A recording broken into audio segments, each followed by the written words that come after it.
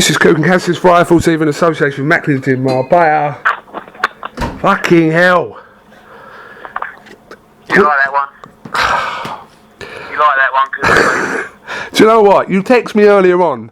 This was about I wanted to tell everybody. a few hours ago, and you said this saying. fight has only been discussed for 24 hours. I mean, it looked like it was going to get made.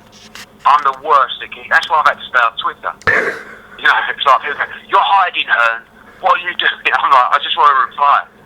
But no, it's just huge. You know, #1 pound-for-pound fighter in the world, fighting the #1 welterweight in the world. It's just, I'm so pleased for KELL BROOK. Opportunity knocks, and what a fight for Britain. September the 10th, O2 Arena. Right, when we spoke to you, or James spoke to you in Leeds, you were very confident, obviously, of getting EUBANK Golovkin over the line. What can you tell us about what exactly has happened in the last sort of couple of days for that to break down? That fight was close. Listen, I've been putting in so much graft on that fight. You know, I had an instruction from Team EUBANK to make that fight. I made the fight on terms that everybody agreed on in terms of the Golovkin side, and on the pay-per-view side, it's very straightforward. As a fighter, you own the revenue of the show. So whatever money the show makes is yours, and I take a percentage, a commission on that net profit, if you like. It's the same for Anthony Joshua, it's the same for Carl Froch, and it's the same deal that KELL BROOK accepted. Unfortunately for the EUBANKs, they wanted operational control on everything to do with the show. They're not promoters, they don't know what they're doing, they wanted extortionate ticket prices, and I wasn't going to have anything to do with that kind of show. So I went back to them and I said, listen, this is the deal. It's the same deal as Anthony Joshua, it's the same deal as Froch. You own the show, you own the money, but we are the promoters, and ultimately it's our license, it's our brand, it's our image that we've built up over 30 years of promoting boxing, and you've got till 5 PM tomorrow, and this was on Thursday, I believe. So they didn't come back to me. So after that, you know, I'd set my stall out, and I phoned KELL BROOK that night. You know, we're talking about the Vargas fight, and I just said to him, you know, it's a shame you like GENNADY GOLOVKIN. Oh, GENNADY GOLOVKIN. What, are you serious? Really? So I told you to fight GENNADY GOLOVKIN. I said, well, listen, I'm not sure this EUBANK was going to happen. You know, they'd decided not to sign him, blah, blah, blah. And he said, well, sign me up. And then I got on to Tom Loeffler, and in 24 hours, you know, KELL BROOK accepted the deal that GENNADY GOLOVKIN, Chris EUBANK didn't. So opportunity knocked for him. Obviously, it's a huge, huge payday, but it's more than that. He's fighting the best fighter in the world, the best pound-for-pound fighter in the world. And listen, KELL BROOK is at a disadvantage with the weight, but he's a huge welterweight. And I've always wanted him to step up to light middle. Now he's going one further, but knowing the weight that GENNADY GOLOVKIN is on the night, and knowing that we've got the check weigh on the Saturday with the IBF, I'm happy. I don't think there'll be a huge size difference on the night. And what a chance for KELL BROOK. This is the fight we've wanted for so long. I had to sit and watch people slag him, saying he didn't want the fights and he turned down fights. I have worked my bollocks off to get him the big fights, and they just won't come. So he's had to run to a guy that everybody's running from. And GENNADY GOLOVKIN, the #1 pound-for-pound fighter in the world, will fight at the O2 Arena on September the 10th against arguably the best British pound-for-pound fighter out there. So, I'm not saying for you to specifically blame anyone over the collapse of the EUBANK fight, but where does the blame lie for that fight not happening? Is it the dad? Is it him, EUBANK himself, or? Listen. You know, if they've got their own ideas of how the deal should work, you can't really blame anyone. But we don't work like that. You know, we have a standard format for all pay-per-view fighters. It's hugely lucrative. I mean, he would have made millions of pounds. But Chris EUBANK Sr. was being very, very difficult. And, you know, they thought it was a negotiation phase, but I wasn't calling their bluff. You know, when I tell them there's a deadline to make the fight, I'm not working my bollocks off for 3 weeks to make a fight. Everything. Only for you to try and be clever on bits and pieces. You know, they wanted to nearly double the Anthony Joshua ticket prices. I mean, I'm not very popular, but can you imagine if I did that? I'm not having it. You know, it's the Matchroom brand that we've built up, and certain things, you know, some of the demands they wanted was absolutely ridiculous. So So I had to give them a deadline, and they let that pass because I guess they thought I was bluffing, but I wasn't. And now Kell Brook has got just an amazing opportunity, and I'm so pleased for him that he's decided to just put his balls on the line and show immense courage and fight the very best fighter in the world. Obviously, you voiced concerns over Amir Khan moving up 2 weights to fight Canelo. Kell Brook's doing exactly the same thing. People for a while have said that Kell Brook should be a light middleweight anyway, but where do you stand on that? I think it's a disadvantage for Kell. Of course it is, and it was for Amir Khan as well. Amir has never been a big welterweight. Kell Brook is a huge welterweight, and you know, with the Saturday check weight, that gives me some comfort as well.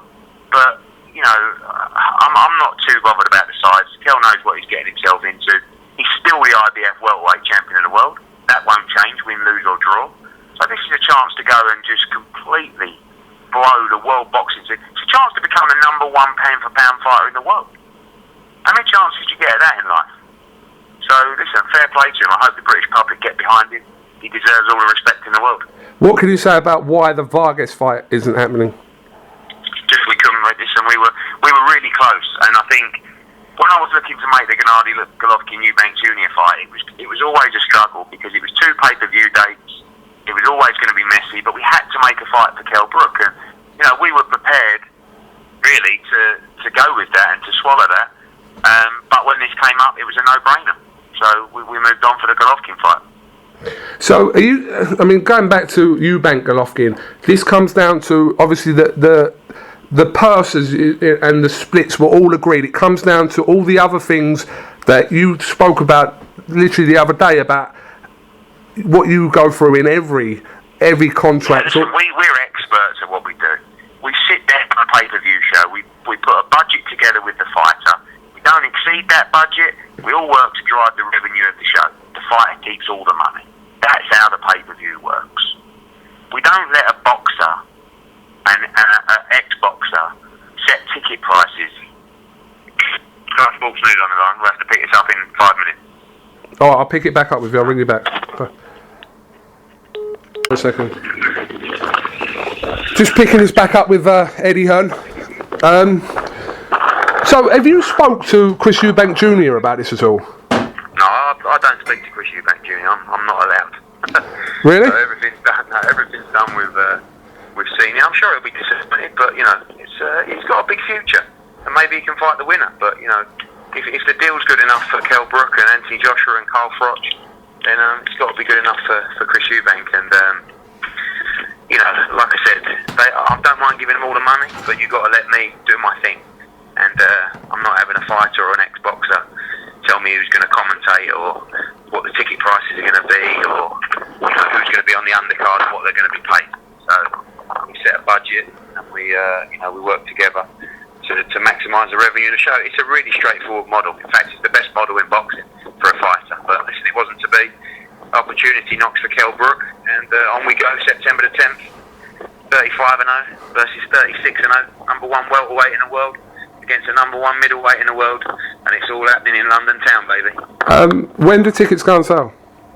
It'll be next week. We're probably going to do a presser in New York next week for HBO, and then back over here, and then get the tickets on sale next week. And you know, the phones haven't stopped in the office. It's just absolutely huge. Are you tripling the ticket prices for this though? No, that's what we're asked to do. But we're definitely not doing that. They'll be in line, you know, with a Joshua fight, and you know, we'll talk more about that in time, no doubt. But you know, I'm just pleased to get it over the line. Has this affected Chris Eubank's career on Sky? No, not really. I mean, look, you know, he was asked to fight the most dangerous fighter on the planet. But it hasn't worked out for him. It's not. Many thought he was mad taking it in the first place, but that fight can come again for him 100%. And you know, he can fight Kell Brook if he wins. He can fight Gennady Golovkin if he wins. So there's a huge future for Chris Eubank Jr. But you know, this time it wasn't to be. Just finally, I know you've got to go. What chance do you genuinely give Kell Brook to beat Golovkin here? I think he's the underdog in the fight. He's fighting the best pound-for-pound fighter in the world, 2 weight classes above. But I think if it was light middle, I'd honestly make Kell Brook the favourite. I think he's got a great chance chance. I think he's got a wonderful jab. I think he's going to hit so hard at that weight. I think he's going to be able to hold a shot better because he's not going to be depleted. People don't see what Kell Brook goes through to make 147 pounds. And he's so excited to be able to have a full camp where he can actually fuel himself properly. And you'll see what you get on September the 10th. This is going to be a war, mate. Kell Brook is a quality fighter. GENNADY GOLOVKIN has never boxed an elite level fighter, and now he is. So let's see. No catch weights. This is £160, yeah. No catch weight, £160, and obviously we've got the check weight on the Saturday, which I was very pleased about. And you know, it's a huge chance for Kell Brook to go and shake up the world. Definitely. Are you around Monday? Yeah, we'll see you then. All right. I'll come in on Monday. All right, Eddie, and thanks for talking to iFull TV. Thank you very much.